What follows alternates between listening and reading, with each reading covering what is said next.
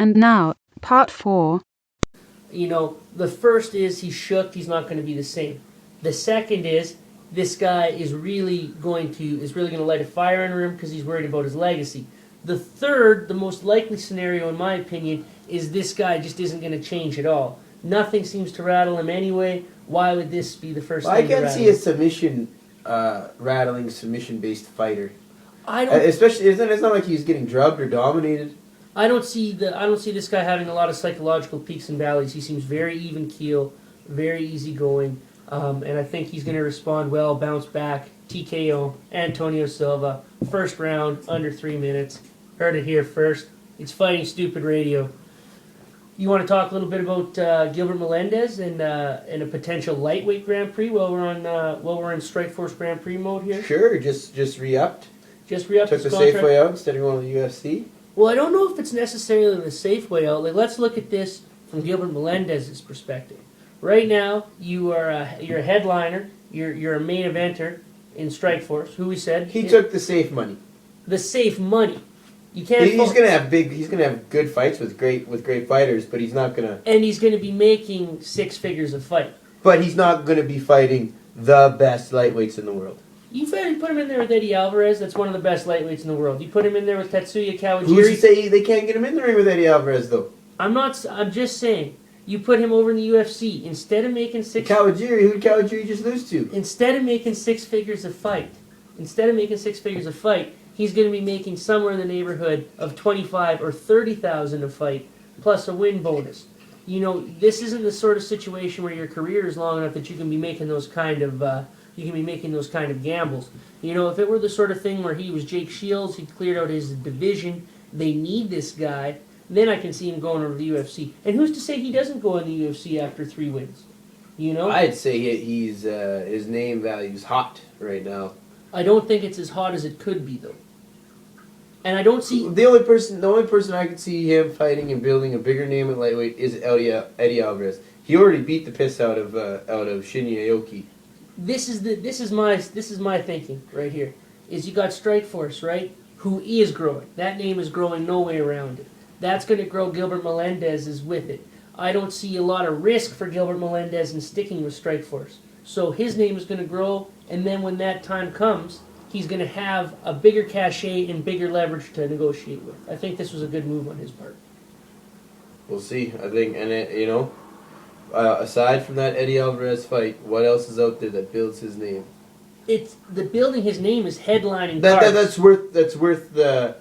What fight out there other than Eddie Alvarez is worth risking his name value to the UFC? It's risking your name value to the UFC is going there, losing a curtain jerker to some guy nobody's ever heard of. But he's not going to go there and lose to a curtain jerker no one's ever heard of. How do you know that? I know everything. That division is stacked. It is a murder. There are no easy fights in that division. Absolutely no easy fights in that division. So I don't think that would be... But they're not going to... They wouldn't bring Melendez in like that, though. They wouldn't bring him in. They'd bring him in just like Shields. Not necessarily with the title shot in Toronto. And look at what happened when Jake Shields came in. He almost got put out. And do you think anything different would happen with Gilbert Melendez? I think Gilbert Melendez is a lot better fighter, like more well-rounded fighter than Jake Shields is. And I think there's a lot better guys at lightweight than there are in Martin Kampmann. I just want to see him fight his fights. I think... I like Gilbert Melendez a lot. He's an awesome fighter. I want to see him fight the best fighters in the world. I don't think prospects like Mark Stevens or John Cholovish is worth hanging out around for. That's all. You know, I would love to see Gilbert Melendez versus KJ Noons. I would love to see Gilbert Melendez versus Eddie Alvarez, and even Josh Thompson 3. I think that's a cool fight. That is a cool fight, but I just don't think it's. I think other than Eddie Alvarez, it isn't worth the risk. What do you think about Dan Henderson being offered a shot at the heavyweight Grand Prix? Well, you know, I think they were unsure of how things were going to work out with Fedor. Number one, I think number two, they were also unsure with whether or not they're going to be able to get enough guys together to carry the marquee. I think it would have been interesting. It would have been fun. I don't know. From a sanctioning perspective, do you think he would be able to put on enough weight to get sanctioned? He always fights at 203. Oh, yeah, you don't have to put on 5 pounds. You have to come in at 206. I guess so, hey? I guess so. What do you think of Dana White naming Nick Diaz the top pound-for-pound fighter outside of the UFC?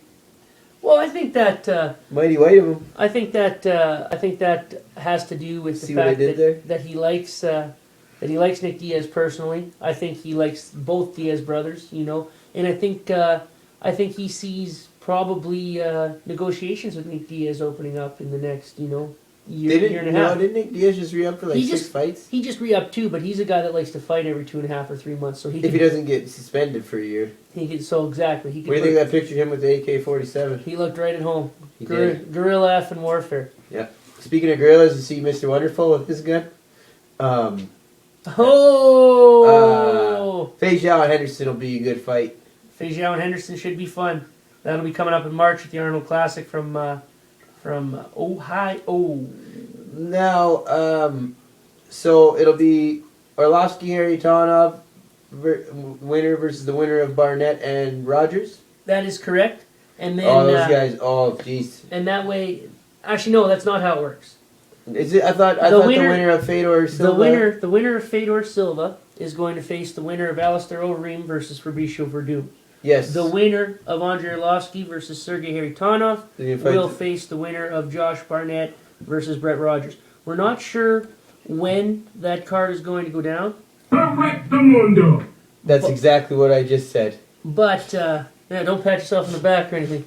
But right now the leading candidate is for that fight to take place in Japan, which would be interesting. It would definitely add to the international flavor of the card. It would help with getting Josh Barnett sanctioned as well. Is there direct correlation between them shopping around a fight card with Alistair Overeem and Josh Barnett, trying to get it in an unsanctioned place? I don't think that has so much to do with it as where you're going to get the most bang for your buck. And I think the biggest bang for your buck when it comes to Alistair Overeem is definitely in Japan. Barnett wouldn't hurt that one bit either. He's had a huge year over there. And Josh Barnett, you know, Verdum's got to have some cachet over there too after beating up Fedor. He's got a little bit of cachet, but I don't think near the amount Verdum has. Do you think they'd come out in droves for an American promotion? I think they'll come out to see Overeem. I don't think it would be Strikeforce. I think it would be to see Overeem. You know, like you couldn't see them rallying behind a... He set the groundwork to be a superstar he's over awesome. there. He's done the kind of he's done the variety show circuit. He's done the morning show circuit. He's done all the comedy stuff. He's in the magazines. He's all over television. So he's a big star. And Real Entertainment, the company they want to partner with, has the connections and has the ins and outs to make that really a viable option. So you could look for that to happen. You got anything you want to close with here, DDT? No, I think that's everything. All right, baby. Well, this has been another edition of It's Fighting Stupid Radio. Please tune in next week. We're going to be talking all things combat sports and mixed martial arts. Until next week, protect your neck. Let's eat some motherfucking lasagna. It's fightingstupid.blogspot.com.